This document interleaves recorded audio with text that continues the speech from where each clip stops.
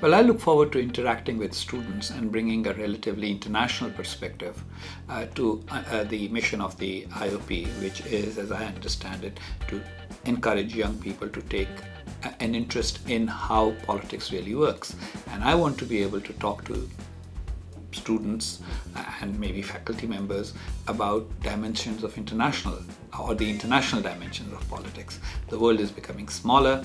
America continues to play an important role in foreign policy, but only 20% of Americans even bother to get a passport.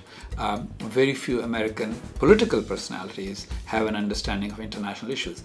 I served as Pakistan's ambassador to the United States, but that enabled me also to get an understanding of how diplomacy really works in the real world.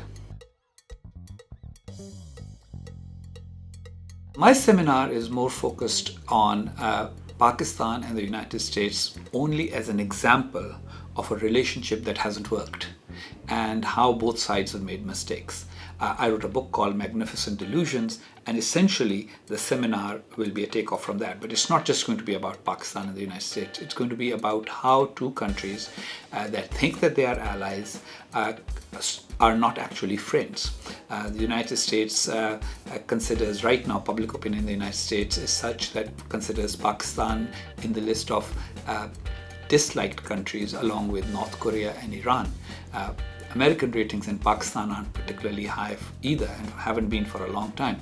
Why is that? Why is it that $42 billion in aid did not win Pakistan over? Why is it that the Americans continue to invest that much money? How do nations sometimes misunderstand each other in terms of what the other side's national interest might be? Is it just too naive to think everyone is just like us and therefore what they're saying is what they actually want? And what are their interests that may not necessarily coincide with our interests? So I'm going to try and cover all of this in the process of the few weeks that I'm here.